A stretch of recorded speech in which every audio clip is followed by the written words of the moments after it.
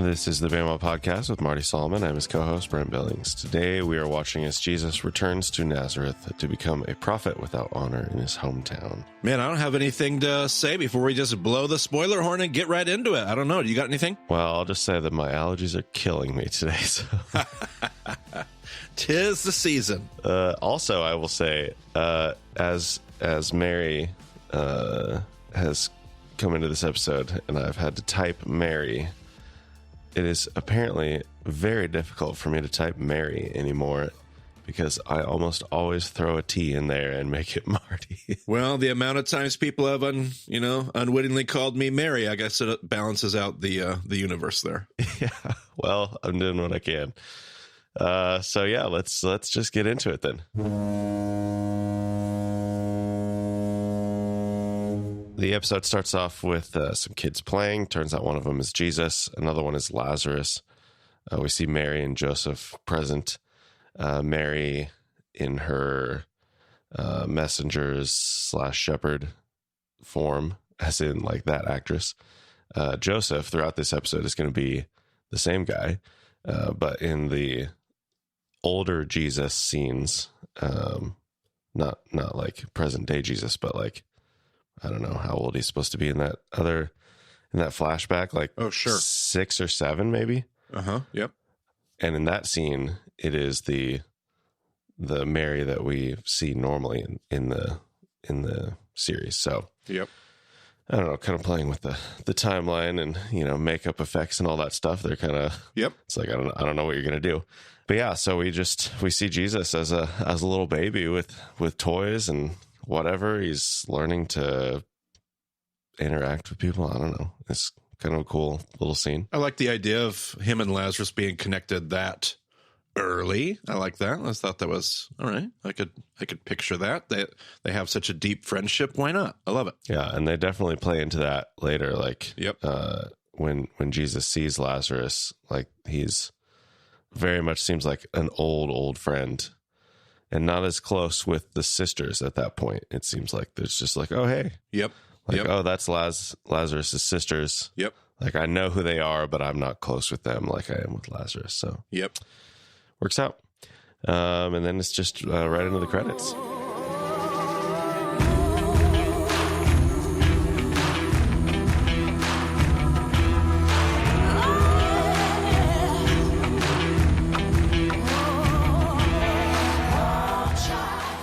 So then we have Jesus arriving at his Emma's home.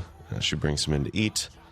They do some small talk stuff while Jesus is washing his own feet, and then he washes his hands, has some kind of prayer or blessing. I couldn't quite make out what he was saying, so I don't know if you know what that was. Yeah, it was a typical hand washing blessing, and I did catch it, especially the first time I watched the episode, and it, something about bringing us to special moments. It might have been a holiday. I cannot remember now. I'd have to go back and read, but I did notice it the first go around. That would have been months ago, but yeah, it was a typical Jewish hand washing blessing, and it may have been special for the holiday. I cannot remember whether it was a festival blessing or not. Fair enough.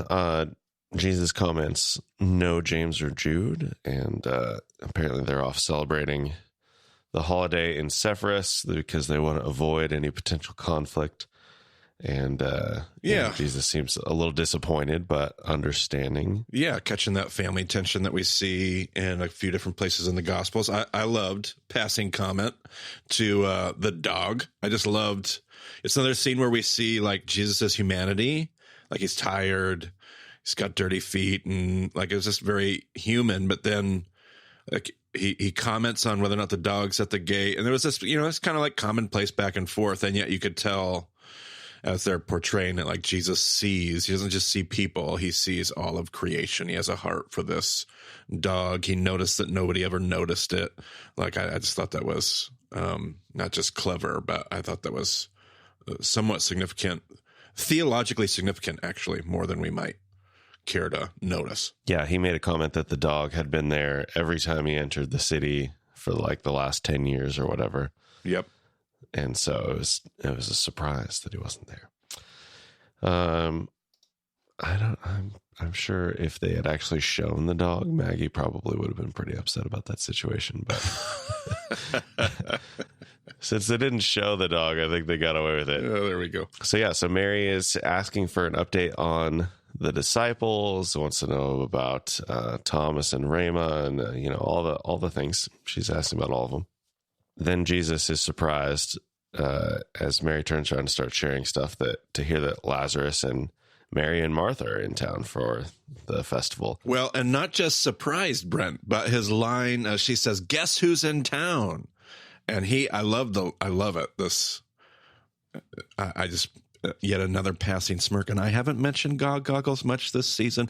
I've restrained myself, and there have been times, but this is one of my favorite lines of, "I couldn't tell you." And a little twinkle in his eye, but I didn't think it was because well, I know because I'm God. It was more like, I couldn't tell you. Who is it here? And I like that line. Yeah, that is funny. I have to imagine, on just a practical level, if Jesus was doing God goggles all the time, that's exactly what I thought of in this scene. Nobody could ever surprise him with anything. Exactly. Like, how obnoxious would that be? Yeah.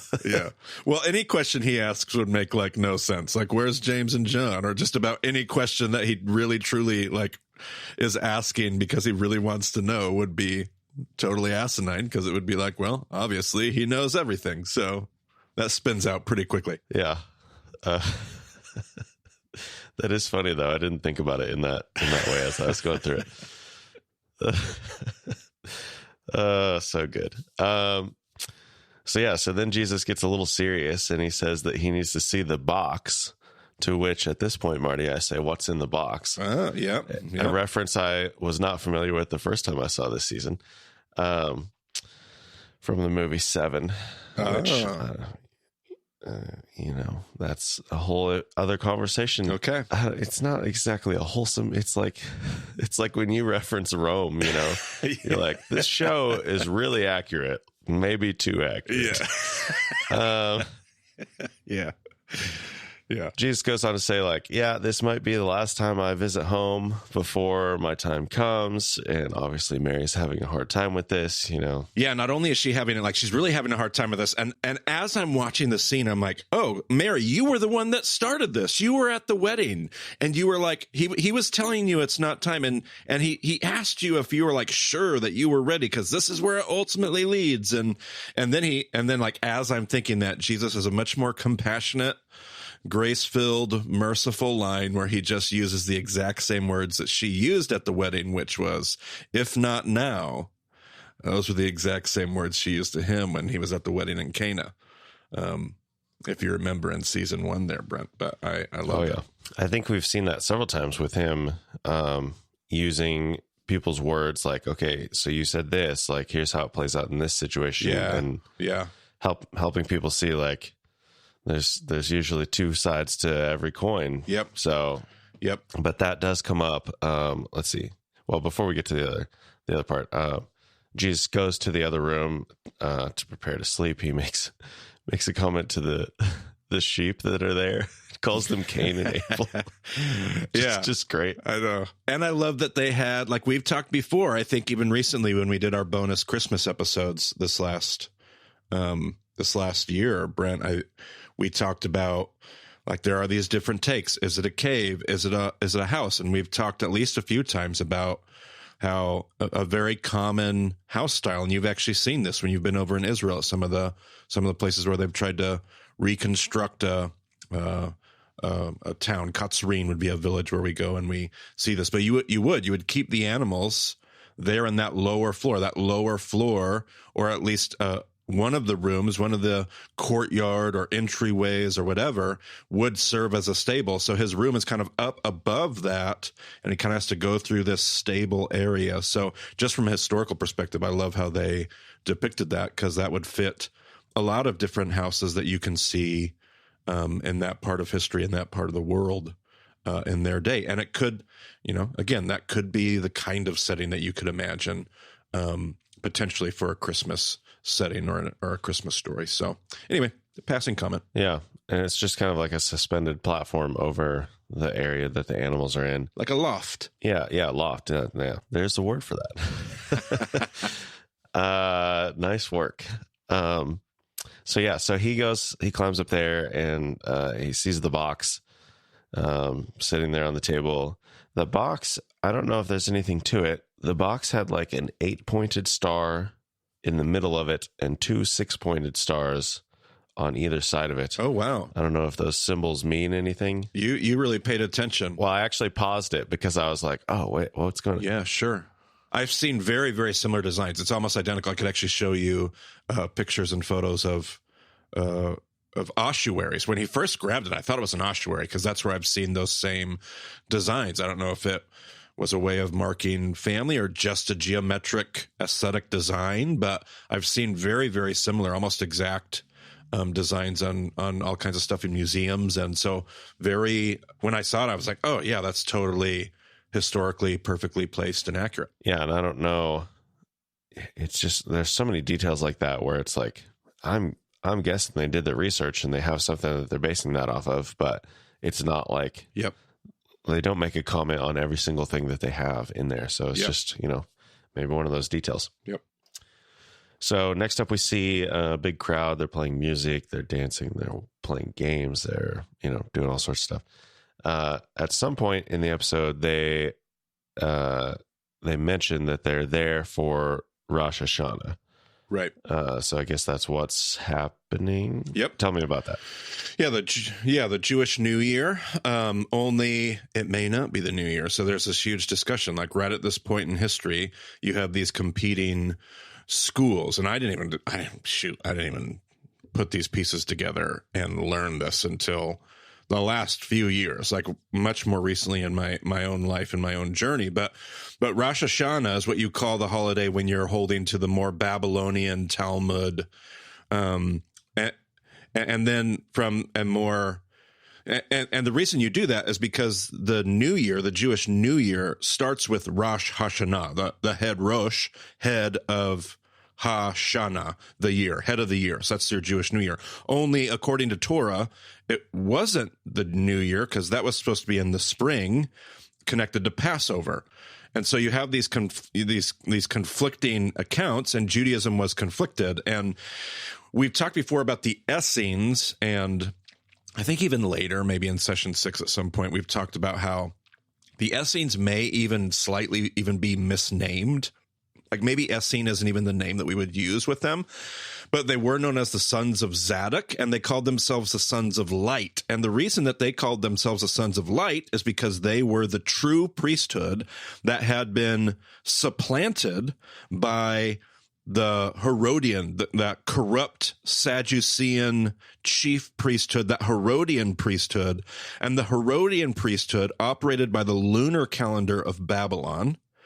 But the original priesthood operated by, they would have said, the solar calendar of Torah. And so they called themselves the sons of light, up and against the sons of darkness, which would have been the corrupt priesthood. So you had this priesthood that claimed to be pure and right. And then, and behind all of that are two different takes on Judaism. Which New Year, which Talmud, there's often two different camps, and often it will be Judean and Galilean. Now, the Galilee was settled by a bunch of people that returned from Babylon. So would they have used a Babylonian Talmud, or were they trying to get away from that and settle? So it's hard to know. It's hard to know which calendar, because here's why it matters.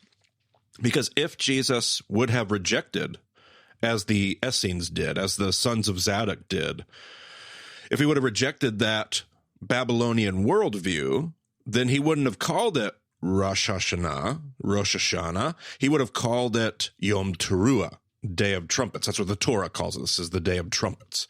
And I've tried to change my own language to start calling it Day of Trumpets just to be consistent with Torah. And yet Judaism today follows the Talmud.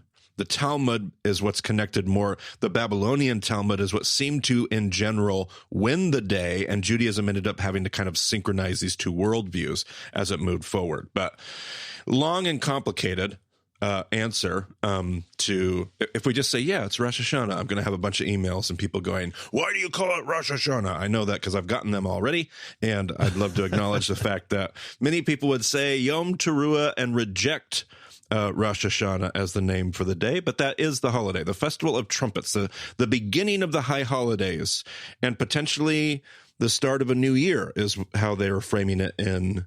And the Chosen is taking a very historically rooted stance in doing so. It's just that some people might argue that it should be seen differently or that Jesus would have saw it differently, and we just don't know historically. So there you go. Well, and now having heard that, I wish I had paid closer attention to the scene because I don't remember who actually says Rosh Hashanah in the episode. I know it's mentioned at some point, but I don't know. I couldn't tell you. I think it's a few times. You, Marty. Yeah, I think it's. I couldn't tell you who says it. I love it.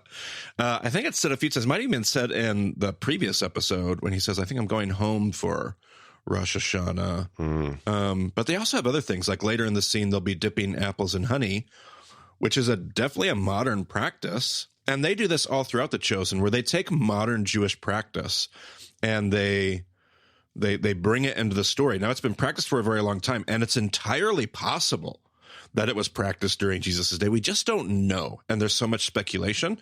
I personally love it because that's how I look at things like the Passover Seder and all kinds of stuff. I bring as much of that as I can, unless it's just not historically plausible, which seems to be similar to what the Chosen is doing. And maybe there's historical evidence that they did do things like apples and honey, or that Rosh Hashanah was the understanding in the Galilee. And I just don't know it. That's entirely possible as well. Well, I don't know why anybody wouldn't do apples and honey, Marty. I don't know why you wouldn't. I'm on board for that. So as we get into the scene, Jesus and Mary are arriving. They're in like a field or something. I guess it's like a central gathering place, basically. And Dina's there, and she's like, "Oh, Jesus, I didn't know you were here. By the way, I've been, kind of sharing the story about water to wine. Sorry if anybody like comes up and asks you to do the same thing." And he's like, "Well, that was for a special occasion." The thing I really liked in this whole scene as he's coming in here is just you get this sense of his place in the community. Like he has a hometown, he has a home community. Like that these whole scenes where they're at the celebration. Like, it just feels different. It's not the same Jesus, and it's not the same crowd, and it's not the same interaction as when he's in Capernaum.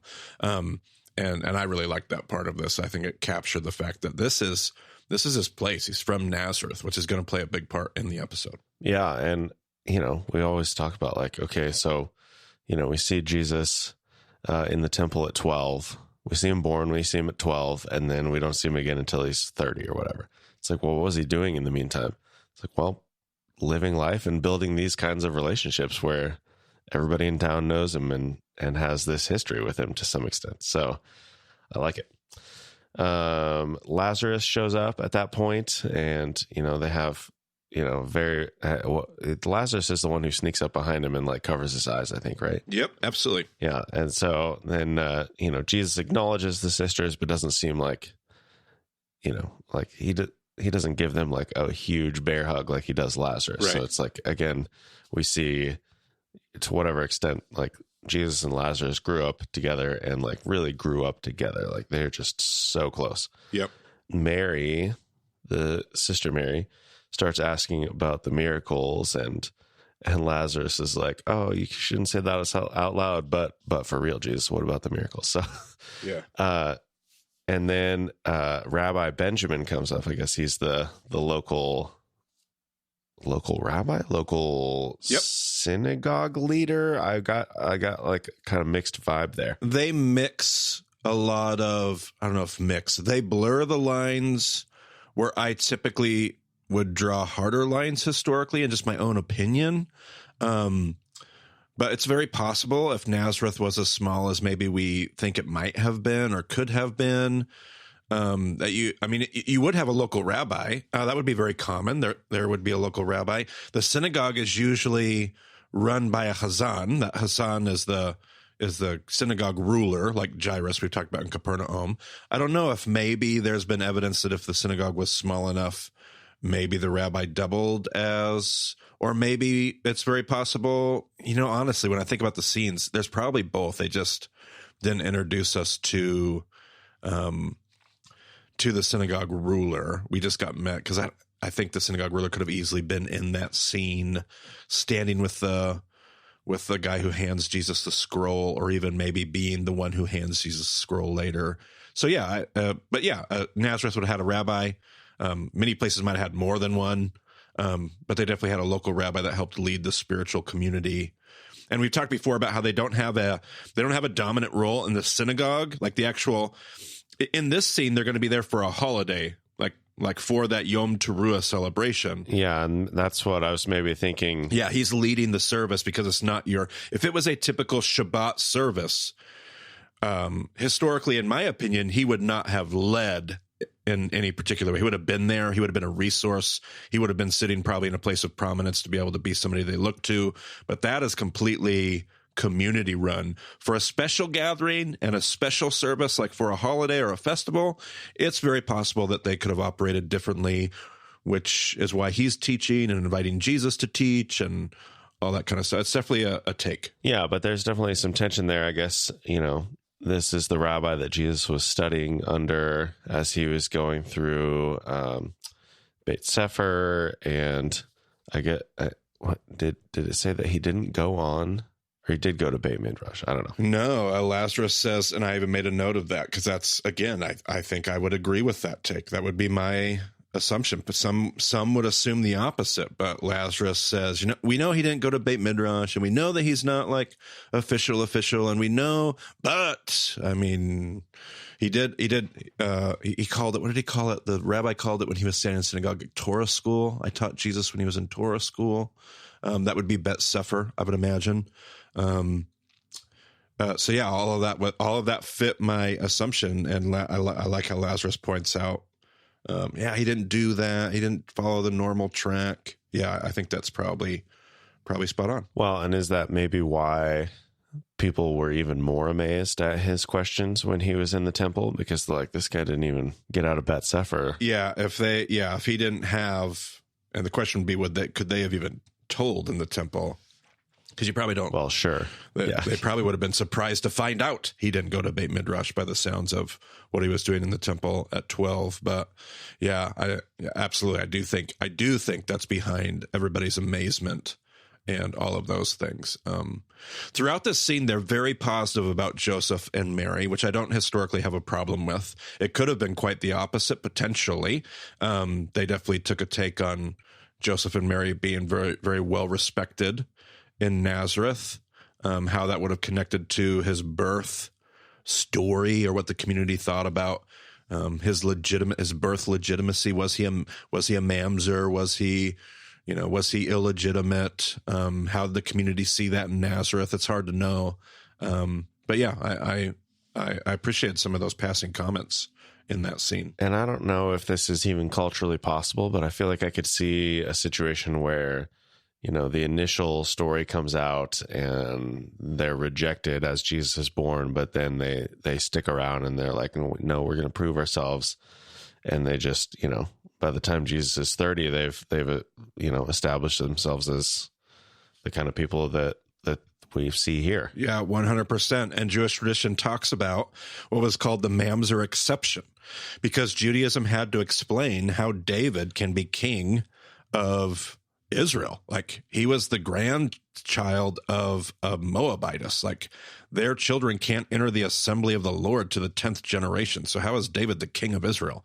So they had to come up with a way to explain that. And they had what they called the mamzer exception, which was by what was the phrase? By the course of righteousness, or something to do with by righteousness. If you demonstrate by faith and righteousness, if your life is such that it just transcends, like, that mamzer status and that mamzer stigma can be overlooked, probably by a formal, like, community ruling and such. So it's very, very possible, obviously, with somebody like Jesus, and if Joseph and Mary were respected in that way in the community, that Jesus may have started with that status and over time completely lost it. Who knows? That's completely plausible historically. So then we see Lazarus trying to talk Rabbi Benjamin into letting Jesus share a teaching at the synagogue later. I love Jesus's irritation with Lazarus and how he gets him in trouble. He's like, you're still bugging the rabbi and I'm getting blamed for it. I love that. Yeah, right.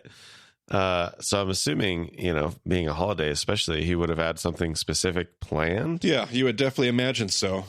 I did appreciate that. Like, you can see the tension and you can see the angst.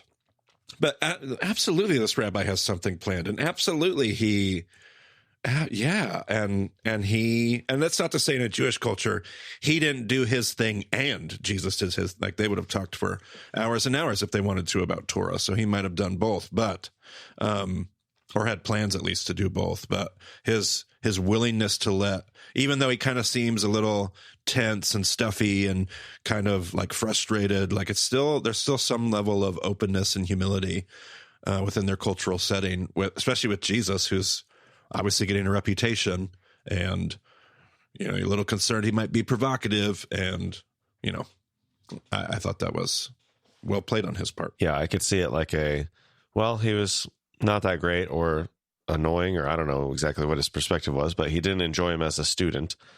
But he's like, well, I've been hearing a lot of things, so maybe let's see what this guy has to say. I could definitely see that. Yep.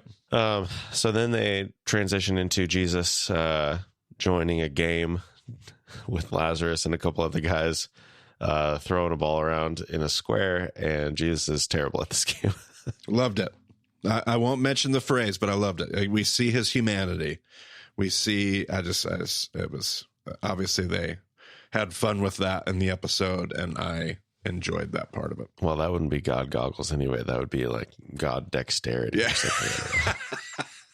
Let's see his divine D&D character sheet. I want to let's see his stats. It doesn't have to be D&D. You can just be dexterous. That's, just a normal trait of, life. Okay. So then we go into the synagogue, and Rabbi Benjamin prays. They introduce Jesus. What was the other thing that happened in between there? He prays, and then there was something that happened. Oh, the shofar. Oh, sure. Yep. Shofar. And then Jesus is introduced. Jesus takes the scroll, opens it up. Lots of interesting little details there as far as like how he handles it. Yeah. And honestly, he doesn't open it up, because I was curious what they were going to do there. I watched, like, did they just put it down and then he opens and finds the passage? But the person took the scroll, opened it up, and Jesus did not adjust it. So it was opened. Oh, and okay. And I did wonder, like, I wanted to do some more research, and I couldn't find anything in a cursory, very brief look in preparation for this episode. But I was curious, because we talked before on the episode. I've never considered that it was we're not told it's a holiday when Jesus goes to Nazareth. We're not told it's a festival. It very well could be. I've actually had somebody email me last year and take this position. I think it was Roger, actually. And I was like, I think you're making these huge arbitrary leaps. And then Chosen goes and does the same thing. So maybe there's more to it than I have given it credit for. But he's there on Yom Teruah. If he's not there on Yom Teruah, I always assumed it was a Parashah Haftarah reading, that Jesus was just there because it had been his Haftarah. It was his turn in the community to read Haftarah, the prophets. And we don't have any version of the Haftarah lectionary where that passage is read.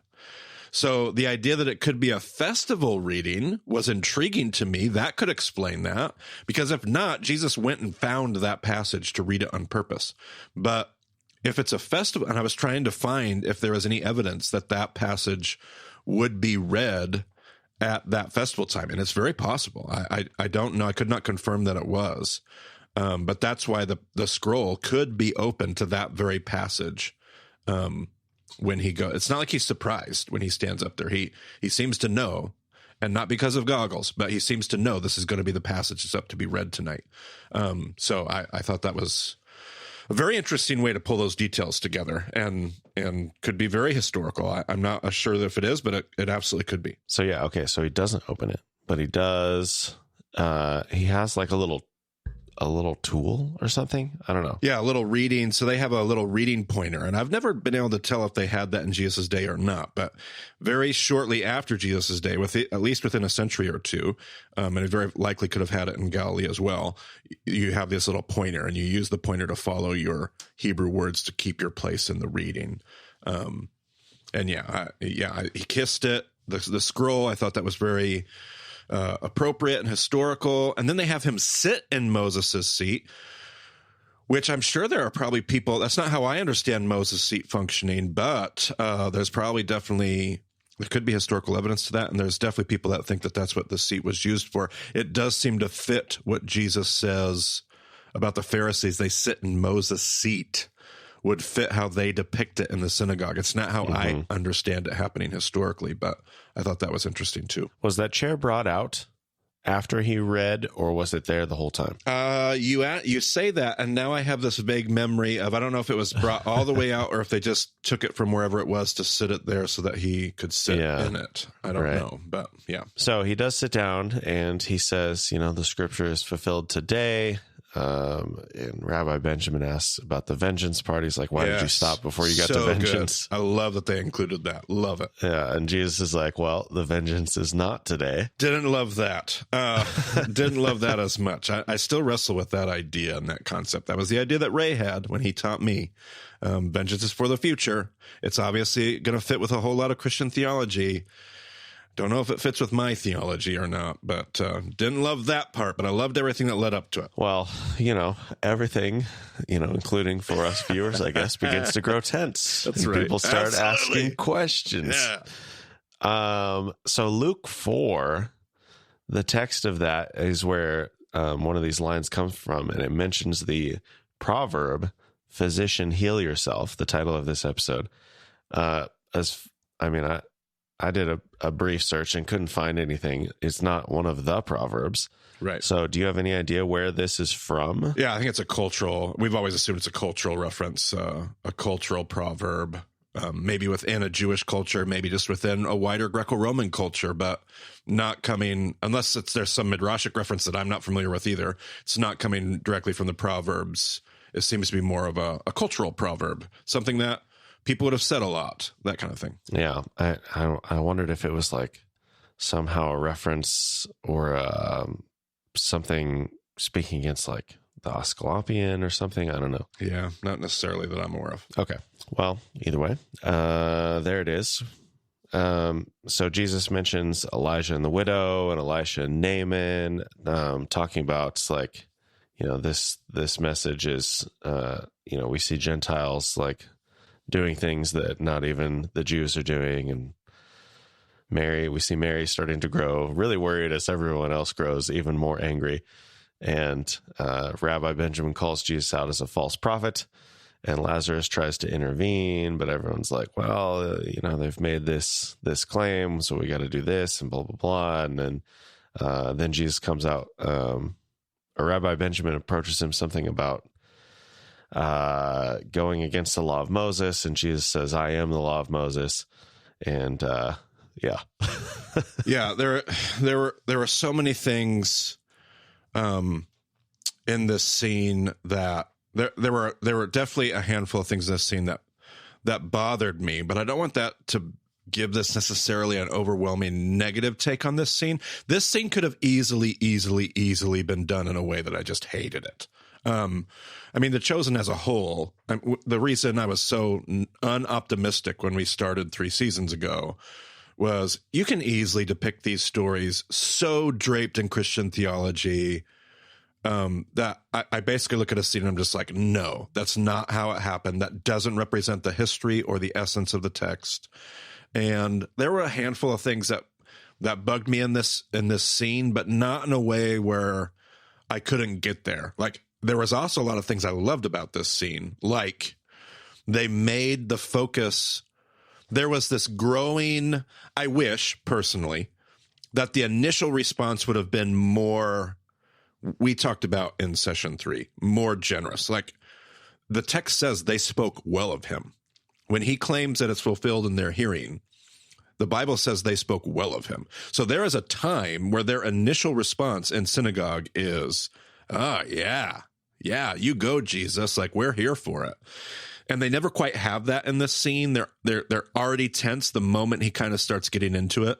So I wish there would have been a little bit more of that, but they did catch what I feel like the essence of the tension is, which is usually not grasped in a typical teaching and not portrayed, which is you want to affirm your place in God's plan, but God wants to affirm the outsider's place in his plan. And that part they got, and I liked. I liked the statement, I am the book of Moses. We made a big case, and that is essentially the Gospel of John's point from a Jewish perspective. 7 times in that gospel is that Jesus is Torah. From the opening chapter, John 1, through all the I am statements, the point that's being made there in a very Jewish, directly Jewish way, a highly Jewish way, is that Jesus is Torah incarnate, wrapped in flesh. Like that's a statement that was very theologically accurate to me, and contextually appropriate. I love that statement.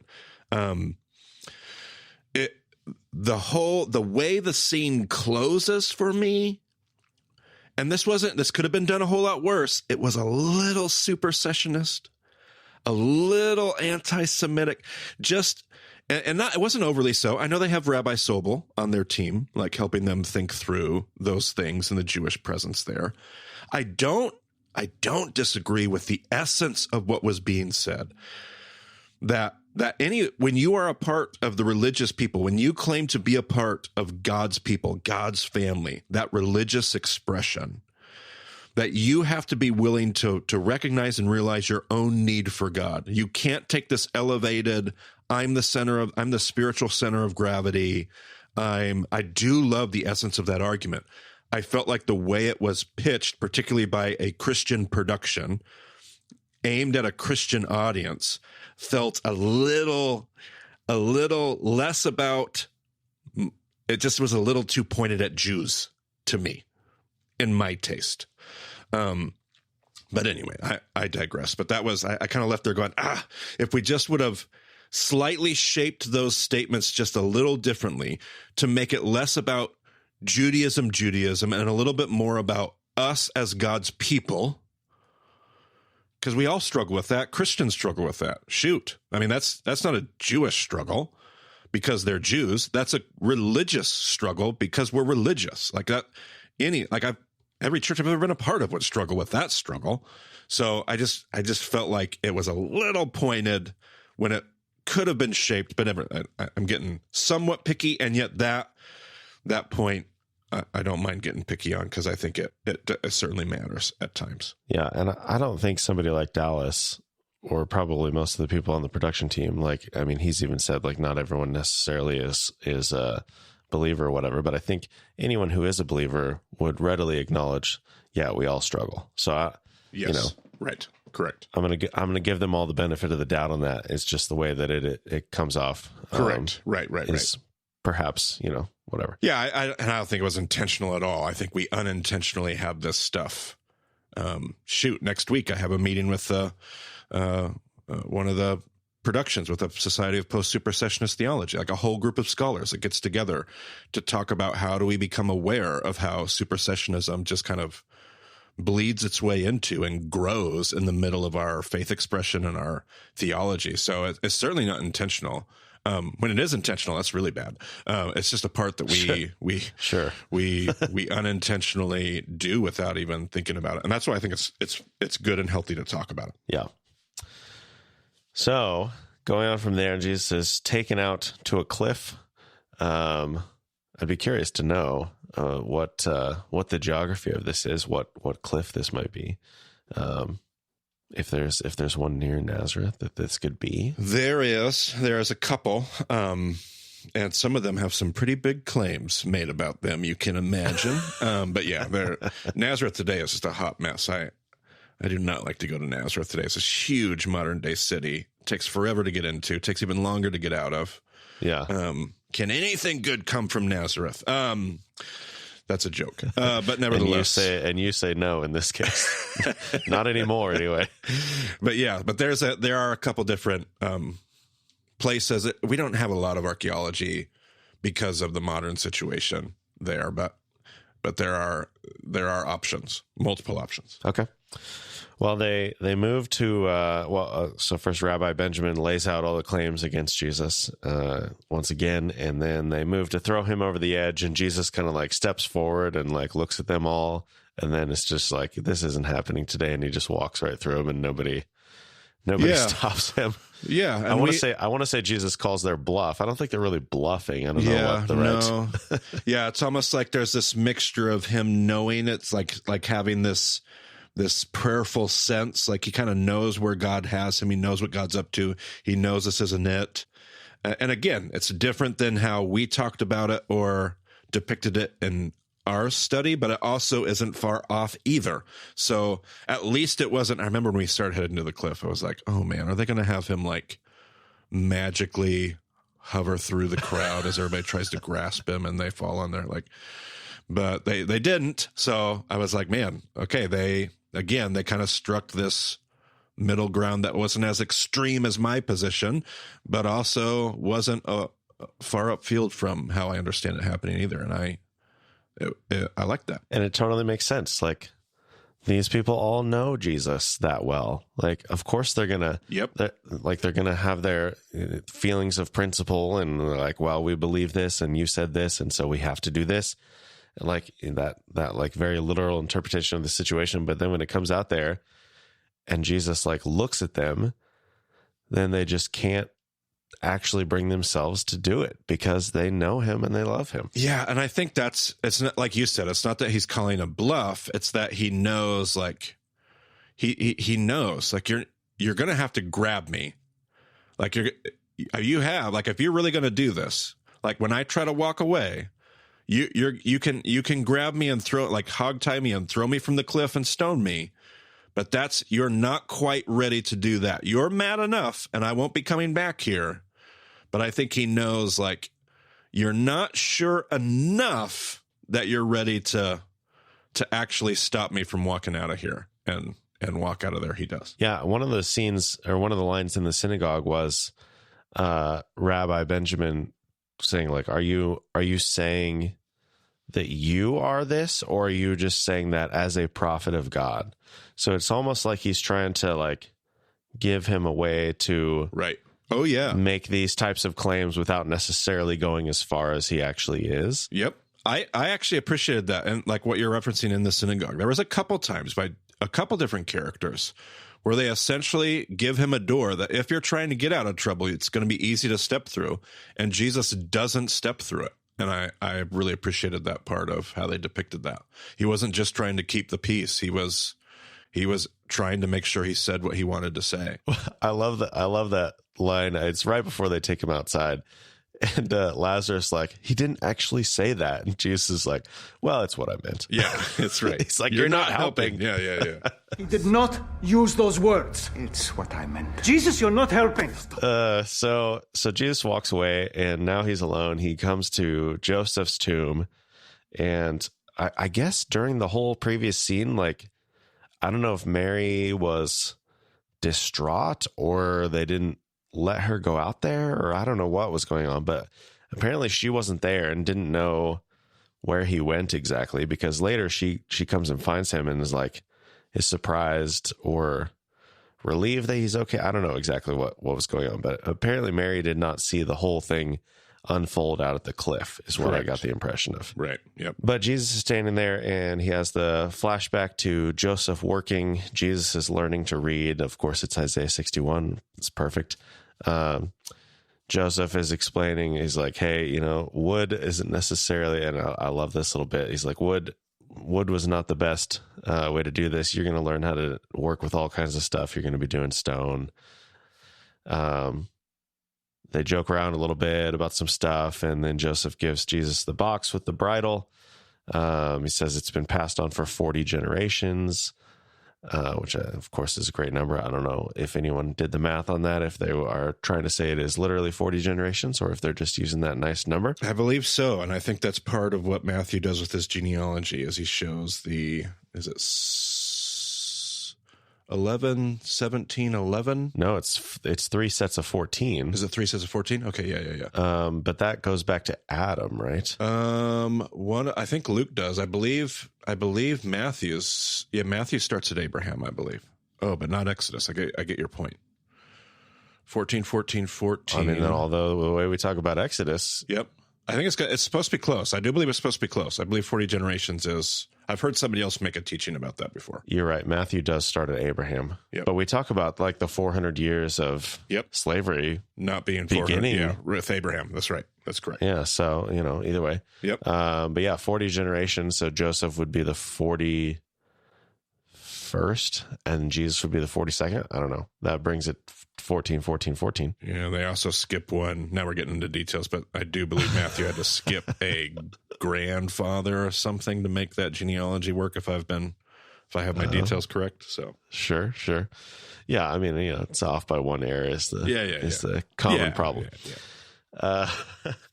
So they have some other sentiments, but then the flashback ends right as Mary arrives. Lazarus is with her, has Jesus' bag, is it all packed up. Everything's ready to go. And he's like, I'm probably never going to come back here and see this tomb again. And you should probably go away as well for a little while, let things calm down. And yeah, I don't know. I think I feel like this bridle is probably coming back to be used in the triumphal entry. I'm assuming. Oh, gosh, I can't. I'm going to trust that they're going to, if that's the case. I didn't even think about that, Brent. Ugh. Well, I mean, I feel like Jesus has it in his bag at this point. I'm going to trust them. They've done other things so well. I'm going to trust that that's where they're headed. Oh, man. Jeez. Why else would you set this up? I don't know. Just giving me a gut punch there. I feel like Jesus is going to pull it out of his bag and he's like, okay, give it to the disciples. We're like, okay, go to the other town. You're going to find somebody. They're going to have a mule just standing around or a donkey just standing around. Use this. Yeah. The whole element itself, just the bridle itself is such an interesting, I'm not going to say good. I'm not going to say bad. It's interesting at this point for me. Season 3. It's an interesting thing to work in. It's not done poorly at this point.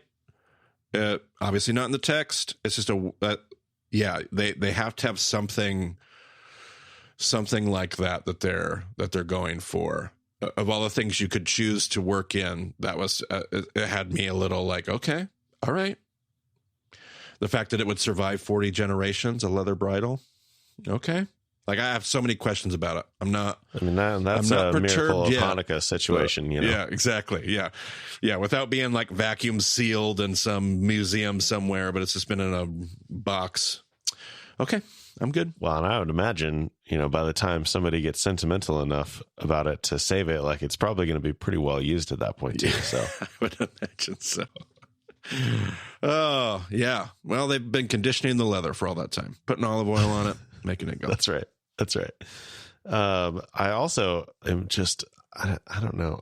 I wouldn't say bothered, but I'm fascinated by their pronunciation of mule as Muel. Yep. So I need one of those, like, I think it's Vanity Fair. They do those YouTube videos where it's like an accent expert breaks down the accents of the chosen. It's like, I need one of those. Yeah, sure. Absolutely. I need to understand. I always picture myself, for those that don't know, Yehuda is the name of my tour guide that's always there. So I always hear something like that and I'm like, is that how Yehuda would say it? And 90% of the time I'm like, yep, that's exactly how he would say it. They got it right. Yeah, no, I'm sure it's coming from somewhere. I don't think they're just like letting the actors make it up. So yep. Yeah. Well, that does it for this episode, Marty. I think it's good. We're coming in just slightly shorter than the runtime. I do feel like that synagogue scene, we could have broken that down line by line. Yeah. Like, there was just so much stuff packed in there. Yep. There was. But, that's just too much time. So I try to keep things moving a little bit. Even with me attempting to keep things moving, we're still sitting here good work. 50 minutes. You do good work, Brent Billings. Do what we can. I feel like there's going to be ever more to talk about as things culminate into all these different ideas. So yep, it's a fun conversation, fun wrestling match, fun way to learn about different things. I mean, I didn't know about the whole Rosh Hashanah conversation. Like, Yep. it's a good way to get into these conversations and learn things that you aren't aware of. So Yeah, absolutely. appreciate it. So that does it for this episode. You can go to bama.discipleship.com. We've got show notes there. Check out the groups page if you want to get into a discussion group, the events page if you want to join us for there's no live stream Q&As going on right now, but you can find out when the next one is going to be and other stuff that's happening. You can find that all on the events page. Contact page is the best way to get in touch with us. All that stuff, bama.discipleship.com. So thanks for joining us on the Bama Podcast. We'll talk to you again soon.